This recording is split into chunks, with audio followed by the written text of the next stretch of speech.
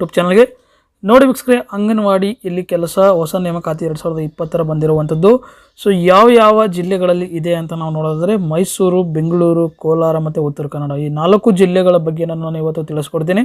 ನಿಮಗೆ ಎಜುಕೇಷನ್ ಆಗಿರಬೇಕಾಗಿರುವಂಥದ್ದು 4ನೇ ತರಗತಿ ಅಥವಾ 10ನೇ ತರಗತಿ, ಅಂದರೆ 4ರಿಂದ 10ನೇ ತರಗತಿ ಯಾವುದೇ ಒಂದು ಕ್ಲಾಸಲ್ಲಿ ಓದಿದ್ರು ಕೂಡ ನೀವು ಇದಕ್ಕೆ ಅಪ್ಲಿಕೇಶನ್ ಹಾಕಬಹುದು.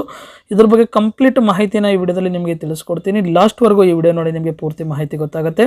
ಹಾಗೆ ನೀವು ನಮ್ಮ ಚಾನಲ್ ಹೊಸಬರಾಗಿದ್ದರೆ ದಯವಿಟ್ಟು ಸಬ್ಸ್ಕ್ರೈಬ್ ಆಗಿ ಮತ್ತು ಬೆಲ್ ಐಕನ್ ಆನ್ ಮಾಡಿ, ಆಗ ನಾವು ಅಪ್ಲೋಡ್ ಮಾಡೋಂಥ ಎಲ್ಲ ವಿಡಿಯೋಗಳು ನಿಮಗೆ ನೋಟಿಫಿಕೇಶನ್ ಸಿಗುತ್ತೆ. ಸೊ ಈ ಒಂದು 4 ಡಿಸ್ಟಿಕ್ಗೆ ಸಂಬಂಧಪಟ್ಟಂತೆ ನೀವು ಅಪ್ಲಿಕೇಶನ್ ಹಾಕಬೇಕಾದ್ರೆ ಈ ಒಂದು ವೆಬ್ಸೈಟ್ಗೆ ವಿಸಿಟ್ ಕೊಡಬೇಕಾಗುತ್ತೆ. ಈ ವೆಬ್ಸೈಟ್ ನಾನು ಡಿಸ್ಕ್ರಿಪ್ಷನಲ್ಲಿ ಕೊಡ್ತೀನಿ. ಅದೇ ರೀತಿ ಯಾವ್ಯಾವ ಡಿಸ್ಟಿಕಲ್ಲಿ ಯಾವಾಗ ಕೊನೆ ದಿನಾಂಕ ಇದೆ ಅಂತ ನಾವು ನೋಡೋದಾದರೆ ಮೈಸೂರು ಡಿಸ್ಟಿಕಲ್ಲಿ 23/11/2020 ಶುರುವಾಗಿ 24/12/2020 ಎಂಡ್ ಆಗುತ್ತೆ. ಹಾಗೆ ಬೆಂಗಳೂರು ಡಿಸ್ಟಿಕಲ್ಲಿ 21/12/2020 ಕೊನೆ ಆಗುತ್ತೆ. ಉತ್ತರ ಕನ್ನಡ ಡಿಸ್ಟಿಕಲ್ಲಿ 24/12/2020 ಕ್ಲೋಸ್ ಆಗುತ್ತೆ. ಕೋಲಾರ ಡಿಸ್ಟಿಕಲ್ಲಿ 19/12/2020 ಕ್ಲೋಸ್ ಆಗುತ್ತೆ. ಈ ಒಂದು ದಿನಾಂಕದ ಒಳಗಡೆ ನಿಮ್ಮ ಎಲ್ಲ ಡಾಕ್ಯುಮೆಂಟ್ಸ್ಗಳನ್ನು ರೆಡಿ ಮಾಡ್ಕೊಂಡು ನೀವು ಅಪ್ಲಿಕೇಶನ್ನ ಹಾಕಬೇಕಾಗತ್ತೆ. ಡಾಕ್ಯುಮೆಂಟ್ಸು ನೀವು ಲಾಸ್ಟ್ ಡೇಟ್ ಆದ ನಂತರ ತೆಗೆದುಕೊಂಡಂಥ ಡಾಕ್ಯುಮೆಂಟ್ಸು ವ್ಯಾಲಿಡ್ ಇರೋಲ್ಲ. ಹಾಗಾಗಿ ನಿಮ್ಮ ಎಲ್ಲ ಡಾಕ್ಯುಮೆಂಟ್ಸ್ಗಳ ಈ ಒಂದು ದಿನಾಂಕದ ಒಳಗಡೆ ಪಡ್ಕೋಬೇಕಾಗ್ತದೆ. ಇಂಪಾರ್ಟೆಂಟ್ ಡಾಕ್ಯುಮೆಂಟ್ಸ್ಗಳು ಏನೇನು ಬೇಕು ಮತ್ತು ಯಾವುದರಲ್ಲಿ ಎಷ್ಟೆಷ್ಟು ವೇಕೆನ್ಸಿಗಳಿದ್ದಾವೆ ಅಂತ ತೋರಿಸ್ತೀನಿ. ಸೊ ಯಾವ್ಯಾವ ಡಿಸ್ಟಿಕಲ್ಲಿ ಎಷ್ಟೆಷ್ಟು ವೇಕೆನ್ಸಿಗಳಿದ್ದಾವೆ ಅಂತ ನಾವು ನೋಡಿದಾಗ ಮೈಸೂರು ಡಿಸ್ಟಿಕಲ್ಲಿ ನೋಡಿ ಒಟ್ಟು 138 ವೇಕೆನ್ಸಿಗಳಿದ್ದಾವೆ. ಅದರಲ್ಲಿ 31 ಅಂಗನವಾಡಿ ಕಾರ್ಯಕರ್ತೆಯರು ಪ್ಲಸ್ 104 ಅಂಗನವಾಡಿ ಸಹಾಯಕರು, 107 ಅಂಗನವಾಡಿ ಸಹಾಯಕರ ಪೋಸ್ಟ್ಗಳಿರುವಂಥದ್ದು.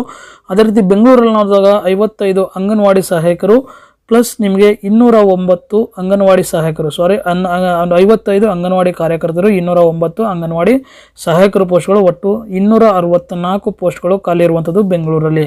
ಅದೇ ರೀತಿಯಲ್ಲಿ ನಾವು ನೋಡಿದಾಗ ಕೋಲಾರಲ್ಲಿ ನೋಡಿದಾಗ ಒಟ್ಟು 50 ಅಂಗನವಾಡಿ ಕಾರ್ಯಕರ್ತರ ಪೋಸ್ಟ್ಗಳು ಖಾಲಿ ಇರುವಂಥದ್ದು, 171 ಅಂಗನವಾಡಿ ಸಹಾಯಕಿಯರ ಪೋಸ್ಟ್ ಖಾಲಿ ಇರುವಂಥದ್ದು, ಒಟ್ಟು 221 ಪೋಸ್ಟ್ಗಳು ಕೋಲಾರದಲ್ಲಿ ಇರುವಂಥದ್ದು. ಅದೇ ರೀತಿ ಉತ್ತರ ಕನ್ನಡ ನೋಡಿದಾಗ ನೋಡಿ, ಉತ್ತರ ಕನ್ನಡದ ಬಗ್ಗೆ ನಂಬರ್ ಆಫ್ ಪೋಸ್ಟ್ಗಳಲ್ಲಿ ಬಗ್ಗೆ ಅವರು ಮೆನ್ಷನ್ ಮಾಡಿಲ್ಲ. ಜಸ್ಟ್ 11 ಇದು ಅಂಗನವಾಡಿ ಕೇಂದ್ರಗಳಿದ್ದಾವೆ ಅಂತ ಹೇಳಿ ಮೆನ್ಷನ್ ಮಾಡಿರುವಂಥದ್ದು. ಹಾಗಾಗಿ ಇದನ್ನು ಕೂಡ ನೀವು ಅಪ್ಲಿಕೇಶನ್ ಹಾಕಿ, ಅಪ್ಲಿಕೇಶನ್ ಫೀಸ್ ಯಾವುದೇ ರೀತಿ ಅಪ್ಲಿಕೇಶನ್ ಫೀಸ್ ಇರೋದಿಲ್ಲ. ಅಪ್ಲಿಕೇಶನ್ ಹಾಕೋಕ್ಕೆ ನೀವು ಜಸ್ಟ್ ಇಲ್ಲಿ ಆನ್ಲೈನಲ್ಲಿ ನಿಮ್ಮ ಡಾಕ್ಯುಮೆಂಟ್ಸ್ಗಳನ್ನು ಯೂಸ್ ಮಾಡ್ಕೊಂಡು ನೀವು ಅಪ್ಲಿಕೇಶನ್ನ ಹಾಕ್ಬೋದು. ಸೊ ಏನೇನು ಡಾಕ್ಯುಮೆಂಟ್ಸ್ಗಳು ಬೇಕು ಅನ್ನೋದ್ರ ಬಗ್ಗೆ ತಿಳಿಸ್ಕೊಡ್ತೀನಿ.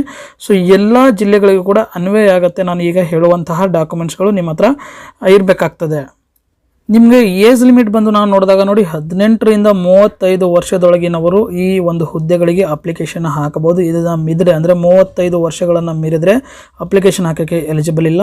ಇನ್ನು 4ರಿಂದ 9ನೇ ತರಗತಿ ಓದಿರೋರು ಅಂಗನವಾಡಿ ಸಹಾಯಕಿ ಪೋಸ್ಟ್ಗಳಿಗೆ ಅಪ್ಲಿಕೇಶನ್ ಹಾಕ್ಬೋದು. ಬಟ್ ಈ ಒಂದು ತರಗತಿಯಲ್ಲಿ ಓದಂತಹ ಅಭ್ಯರ್ಥಿಗಳು ಏನಿರ್ತಾರೆ ಅವರಿಗೆ ಗ್ರೇಡಲ್ಲಿ ಎ ಗ್ರೇಡು, ಬಿ ಗ್ರೇಡ್ ಅಂತ ಹೇಳಿ ಮಾರ್ಕ್ಸ್ ಕೊಡಲಾಗುತ್ತೆ. ಬಟ್ ಈ ಗ್ರೇಡ್ ಸಿಸ್ಟಮ್ ಏನಿದೆ ನಿಮಗೆ ನಿಮ್ಮ ಒಂದು ಮೆರಿಟ್ ಕ್ಯಾಲ್ಕುಲೇಟ್ ಮಾಡೋಕ್ಕೆ ಪ್ರಾಬ್ಲಮ್ ಆಗುತ್ತೆ. ಹಾಗಾಗಿ ನೀವು ಏನು ಮಾಡಬೇಕಂದ್ರೆ ಈ ಮೆರಿಟನ್ನು ನೀವು ಪರ್ಸೆಂಟೇಜ್ಗೆ ಕನ್ವರ್ಷನ್ ಮಾಡಿ, ನಿಮ್ಮ ಯಾವುದೋ ಒಂದು ಅಂದರೆ 4ರಿಂದ 9ನೇ ತರಗತಿ ಯಾವುದ್ರ ಮೇಲೆ ಅಪ್ಲಿಕೇಶನ್ ಹಾಕ್ತಾ ಇದ್ದೀರಾ ಆ ಒಂದು ಇದಕ್ಕೆ ನಿಮ್ಮ ಸ್ಕೂಲ್ಗೆ ಹೋಗಿ ಪರ್ಸೆಂಟೇಜಲ್ಲಿ ಕನ್ವರ್ಷನ್ ಮಾಡಿ ನಿಮ್ಮ ಬಿ ಇ ಆಫೀಸರಿಂದ ಸಿಗ್ನೇಚರ್ ಮಾಡಿಸ್ಕೊಂಡು ನಂತರ ಈ ಒಂದು ಇದಕ್ಕೆ ಹುದ್ದೆಗಳಿಗೆ ಅಪ್ಲಿಕೇಶನ್ ಹಾಕಿ ಅಂತ ಹೇಳೋಕ್ಕೆ ಇಷ್ಟಪಡ್ತೀನಿ. ಯಾಕಂದರೆ ಇದು ಮಸ್ಟ್ ಆ್ಯಂಡ್ ಶುಡ್. ಇಲ್ಲಾಂದರೆ ಗ್ರೇಡ್ಸಲ್ಲಿದ್ದರೆ ನಿಮಗೆ ನಿಮ್ಮ ಮೆರಿಟ್ ಆಧಾರವನ್ನು ಡಿಸೈಡ್ ಮಾಡೋಕ್ಕಾಗೋದಿಲ್ಲ. ಮತ್ತು ನೀವು ಮ್ಯಾಕ್ಸಿಮಮ್ ಎಷ್ಟನೇ ಕ್ಲಾಸ್ ಓದಿದ್ರೆ ಅಷ್ಟನೇ ಕ್ಲಾಸದ್ದು ಅಪ್ಲೈ ಮಾಡಿ. ಯಾಕಂದರೆ 9ನೇ ಕ್ಲಾಸ್ ಅಪ್ಲೈ ಮಾಡಿದಷ್ಟು ನಿಮಗೆ ಅಡ್ವಾಂಟೇಜ್ ಜಾಸ್ತಿ ಇರ್ತದೆ. ಹಾಗಾಗಿ 4ರಿಂದ 9 ಯಾವುದು ಕ್ಲಾಸ್ ಇದ್ದರೂ ಕೂಡ ನೀವು ಅಪ್ಲಿಕೇಶನ್ ಹಾಕಬಹುದು. ಇದು ಮೆರಿಟ್ಗೆ ಸಂಬಂಧಪಟ್ಟಂತೆ ಆಯಿತು. ಈಗ ನಾವು ನೋಡೋದಾದರೆ ಡಾಕ್ಯುಮೆಂಟ್ಸ್ ಏನೇನು ಬೇಕು ಅಂತ ನಾವು ನೋಡೋದಾದರೆ ಮುಖ್ಯವಾಗಿರುವಂಥದ್ದು ನಿಮ್ಮ SSLC ಅಂಕಪಟ್ಟಿಯನ್ನು ಹೊಂದಿರಬೇಕಾಗ್ತದೆ. SSLC ಅಂಕಪಟ್ಟಿ ಇಲ್ಲ ಅಂದರೆ 4ರಿಂದ 9ನೇ ತರಗತಿ ಓದಿರೋರಿದ್ರೆ ಜನನ ಒಂದು ಪ್ರಮಾಣ ಪತ್ರವನ್ನು ಕೂಡ ಹೊಂದಿರಬೇಕಾಗ್ತದೆ. ಇದು ನಿಮಗೆ ನಿಮ್ಮ ಡೇಟ್ ಆಫ್ ಬರ್ತನ್ನು ಡಿಸೈಡ್ ಮಾಡಲಿಕ್ಕೆ ಆಗಿರುತ್ತೆ. ಅದೇ ರೀತಿ ವಿದ್ಯಾರ್ಥಿ ಇರುವಂಥ ಅಂಕಪಟ್ಟಿ ನೀವು ಯಾವುದ್ರ ಮೇಲೆ ಅಪ್ಲಿಕೇಶನ್ ಆಗ್ತಾ ಇದ್ರೆ ಅದರ ಒಂದು ಮಾರ್ಕ್ಸ್ ಕಾರ್ಡ್ ಇರಬೇಕಾಗ್ತದೆ.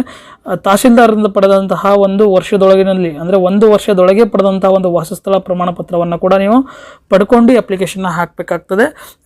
ಬೆಂಗಳೂರು ರೀಜನಲ್ ಆದರೆ BBMPಯಿಂದ ಪಡ್ಕೊಂಡಿರುವಂಥ ವಾಸಸ್ಥಳ ಪ್ರಮಾಣ ಪತ್ರವನ್ನು ಅಪ್ಲೋಡ್ ಮಾಡಬೇಕಾಗುತ್ತೆ. ಮಿಕ್ಕಿದ ಡಿಸ್ಟ್ರಿಕ್ಟ್ಗಳಲ್ಲಿ ತಹಶೀಲ್ದಾರದಿಂದ ಪಡೆದಂಥ ವಾಸಸ್ಥಳ ಪ್ರಮಾಣ ಪತ್ರವನ್ನು ನೀವು ಹಾಕಬೇಕಾಗ್ತದೆ.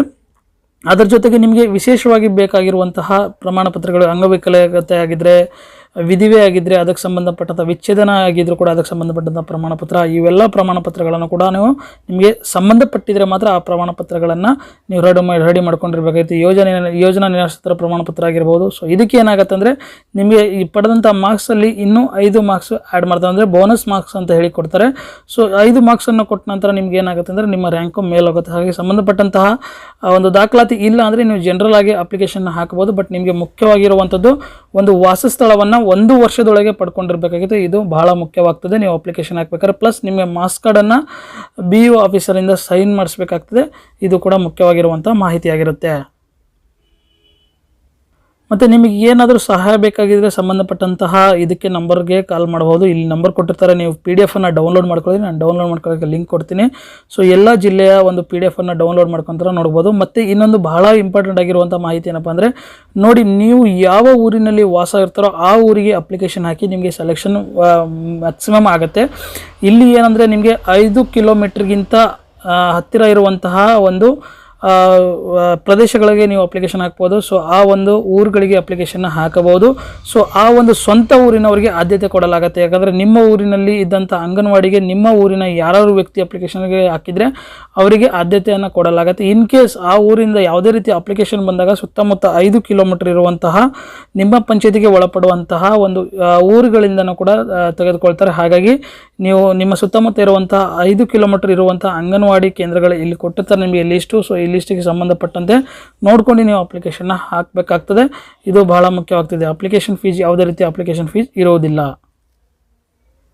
ನೋಡಿ, ಆ ಒಂದು PDF ಫಾರ್ಮೆಟನ್ನು ಡೌನ್ಲೋಡ್ ಮಾಡ್ಕೋಬೇಕಾಗಿರೋದು ನೀವು ಇಷ್ಟೇ. ನೋಡಿ, ಈ ಒಂದು ವೆಬ್ಸೈಟ್ ವಿಸಿಟ್ ಕೊಡ್ತ ನಂತರ ನಿಮಗೆ ಇಲ್ಲಿ ಗ್ರೀನ್ ಕಲರ್ ಬುಕ್ ಥರ ಕಾಣಿಸ್ತದೆ, ಅದರ ಮೇಲೆ ಕ್ಲಿಕ್ ಮಾಡಿದ್ರೆ ಸಂಬಂಧಪಟ್ಟಂತಹ ಆ ಒಂದು ಡಿಸ್ಟ್ರಿಕ್ಟ್ಗಳದ್ದು PDF ಅನ್ನು ಓಪನ್ ಆಗುತ್ತೆ. ಇದರಲ್ಲಿ ನಿಮಗೆ ಸಬ್ ಅಂಗನವಾಡಿ ಕೇಂದ್ರಗಳೇನೇನು ಇರ್ತವೆ ಸೊ ಅಲ್ಲಿದು ಕೂಡ ಲಿಸ್ಟ್ ಕೊಟ್ಟಿರ್ತಾರೆ. ಕೆಲವೊಂದು ಬೆಂಗಳೂರಲ್ಲಿ ಮತ್ತು ಉತ್ತರ ಕನ್ನಡದಲ್ಲಿ ಕೊಟ್ಟಿಲ್ಲ, ಕೋಲಾರ ಮತ್ತು ಮೈಸೂರಲ್ಲಿ ಕೊಟ್ಟಿದ್ದಾರೆ. ಸೊ ಇದಕ್ಕೆ ನೀವು ಅಪ್ಲಿಕೇಶನ್ ಹಾಕಿ ನಿಮ್ಮ ನಿಯರೆಸ್ಟ್ ಕಾಲಿದ್ರೆ ಡೆಫಿನೆಟ್ಲಿ ನಿಮಗೆ ಸಿಗುತ್ತೆ. ಅಪ್ಲಿಕೇಶನ್ ಹಾಕಬೇಕಾಗಿರೋದು ನೋಡಿ, ಇಲ್ಲಿ ಜಿಲ್ಲೆಯನ್ನು ಸೆಲೆಕ್ಟ್ ಮಾಡಿ ಮತ್ತು ಹುದ್ದೆಗಳನ್ನು ಸೆಲೆಕ್ಟ್ ಮಾಡಿ ನಂತರ ಸಬ್ಮಿಟ್ ಅಂತ ಕೊಟ್ಟರೆ ಮಿಕ್ಕಿದ ಡಾಟಾಗಳನ್ನೆಲ್ಲ ಫಿಲ್ ಮಾಡೋಕ್ಕೆ ಕೇಳುತ್ತೆ. ಎಲ್ಲ ಡಾಟಾಗಳನ್ನು ಫಿಲ್ ಮಾಡಿ ನೀವು ಕೊಡಬೇಕಾಗ್ತದೆ. ಇಷ್ಟು ಕೂಡ ಈ ಒಂದು ರಿಕ್ರೂಟ್ಮೆಂಟ್ಗೆ ಸಂಬಂಧಪಟ್ಟಂತೆ ನಿಮಗೆ ಯೂಸ್ಫುಲ್ ಅನಿಸಿದ್ರೆ ಒಂದು ಲೈಕ್ ಮಾಡಿ ಮತ್ತು ನಿಮ್ಮ ಎಲ್ಲ ಸ್ನೇಹಿತರಿಗೂ ಕೂಡ ಶೇರ್ ಮಾಡಿ ಅಂತ ಹೇಳ್ತಾ ಇವತ್ತಿನ ಈ ವಿಡಿಯೋನ ಮುಗಿಸ್ತಾ ಇದ್ದೀನಿ. ಮತ್ತೆ ಸಿಗೋಣ ಹೊಸ ವಿಡಿಯೋ ಜೊತೆಗೆ. ಅಲ್ಲಿವರೆಗೂ ಬಾಯ್.